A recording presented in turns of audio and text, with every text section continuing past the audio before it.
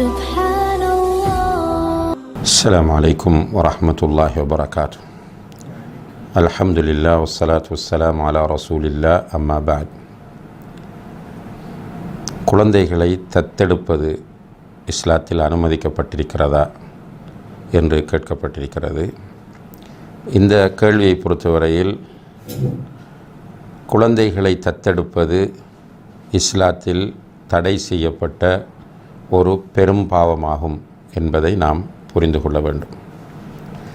தத்தெடுப்பது என்றால் என்ன என்பதை பொறுத்தவரையில் ஒருவர் தன்னுடைய குழந்தை அல்லாத வேறொரு குழந்தையை தன்னுடைய குழந்தையாக அடையாளப்படுத்துவது தான் தத்தெடுப்பதாக கருதப்படும். அதாவது வேறொருவருக்கு பிறந்த குழந்தையை தன்னுடைய குழந்தை என்று அவர் அடையாளப்படுத்துவது. அதிலே பிரதானமாக பெயர் வைக்கும்போது தன்னுடைய பெயரோடு சேர்த்து அந்த குழந்தைக்கு பெயர் வைப்பது, அதே போல் அறிமுகப்படுத்தும் போது அந்த குழந்தை என்னுடைய குழந்தை என்று அறிமுகப்படுத்துவது, இதுதான் தத்தெடுப்பதாகும். இதை இஸ்லாம் மிக கடுமையாக தடை செய்திருக்கிறது. அல்லாஹு தஆலா சூரத்துல் அஹ்ஸாப் 5வது வசனத்தில் சொல்லும்போது உதுஊஹும் லி ஆபாஇஹிம், ஒவ்வொரு குழந்தைகளையும் அவர்களுடைய தந்தைகளின் பெயர்களை வைத்து நீங்கள் அழையுங்கள் என்று சொல்லிவிட்டு ஹுவ அக்ஸத்து இந்தல்லாஹ், அல்லாஹ்விடத்தில் அதுதான் நீதியானது. ஃபஇல்லம் தஅலமு ஆபாஅஹும், அந்த குழந்தைகளின் தந்தைகள் யார் என்பது உங்களுக்கு தெரியாமல் போனால் ஃபஇஹ்வானுக்கும் ஃபித்தீன், அவர்கள் உங்களுடைய மார்க்க சகோதரர்கள், உங்களுடைய பிள்ளைகள் என்று நீங்கள் அவர்களை சொல்ல வேண்டாம் என்று அல்லாஹு தஆலா இந்த வசனத்திலே சொல்லி காட்டுகிறார். அதே போல் புகாரி உட்பட பல்வேறு ஹதீஸ் கிரந்தங்களிலே பதிவு செய்யப்பட்ட ஒரு ஹதீஸ், ரசூல் ஸல்லல்லாஹு அலைஹி வஸல்லம் அவர்கள் சொல்கிறார்கள், யார் ஒருவர் தன்னுடைய தந்தை அல்லாத வேறொருவரை தன்னுடைய தந்தை என்று அடையாளப்படுத்துகிறாரோ அவர் மீது அல்லாஹுடைய மற்றும் மலக்குகள் மனிதர்களுடைய சாபம் உண்டாகும் என்று நபி ஸல்லல்லாஹு அலைஹி வஸல்லம் அவர்கள் சொல்கிறார்கள்.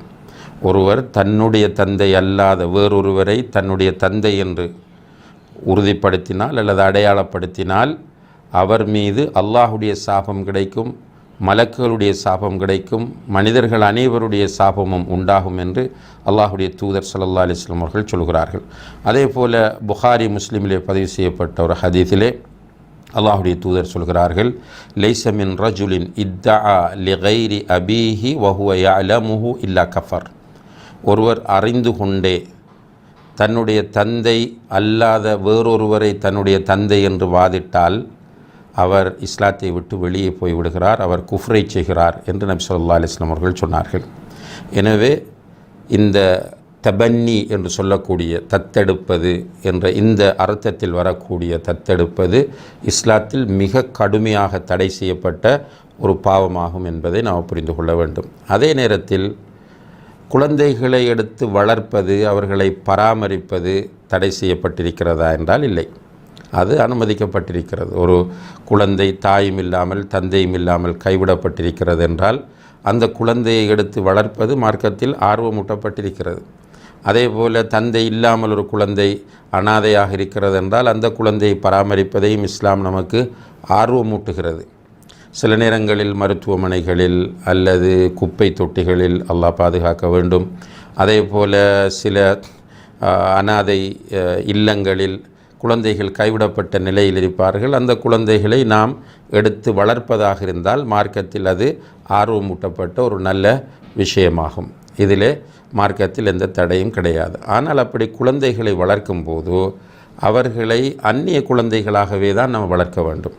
நம்முடைய வீட்டில் உள்ள குழந்தைகளுக்கு அவர்கள் அந்நியவர்கள், அஜ்னபிகள். உதாரணமாக ஒரு ஆண் குழந்தையை நாம் எடுத்து வளர்க்கிறோம் என்றால் நம்முடைய வீட்டில் இருக்கக்கூடிய பெண் குழந்தைக்கு நம்முடைய மனைவிக்கு அந்த சிறுவன் அஜ்னபியாகத்தான் கருதப்படுவான். எனவே அந்த சட்டம் கண்டிப்பாக தொடர்ச்சியாக பேணப்பட வேண்டும். நம்முடைய வீட்டிலே வளர்ந்து வந்து விட்டான் என்பதற்காக பருவவதை அடைந்த பிறகு நம்முடைய மனைவியோடு அவன் நெருங்கி பழகுவதற்கோ அல்லது நம்முடைய மகளுடன் அவன் நெருங்கி பழகுவதற்கோ அனுமதிக்க முடியாது.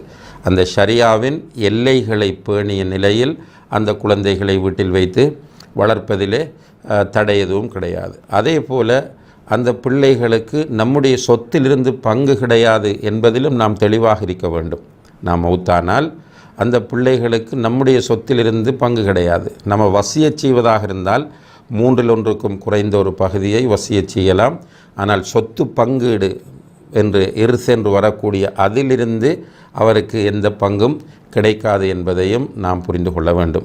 சில உலமாக்கள் சொல்லுவார்கள், இந்த சின்ன குழந்தைகளை எடுத்து வளர்க்க விரும்புகிறவர்கள், பராமரிக்க விரும்புகிறவர்கள், அந்த குழந்தைகளுக்கு சின்ன வயதில் மனைவியை வைத்து பாலூட்ட வைத்து விட்டால் அந்த பால்குடி சகோதரத்துவமும் பால்குடி பிள்ளை என்கிற நிலையும் வரும். இப்போ அந்த அஜ்னபி மஹரம் என்கிற சிக்கலுக்கு அது ஒரு தீர்வாக அமையும் என்று குறிப்பிடுவார்கள்.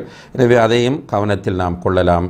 ஆக அன்புள்ள சகோதர சகோதரிகளே, வேறொருவருடைய பிள்ளையை நம்முடைய பிள்ளை என்று அடையாளப்படுத்துகிற அந்த தத்தெடுப்பது இஸ்லாத்தில் மிக வன்மையாக கண்டிக்கப்பட்ட ஒரு பெரும் பாவமாகும் என்பதை நாம் புரிந்து கொள்ள வேண்டும். வல்லாஹு தஆலா ஆலம்.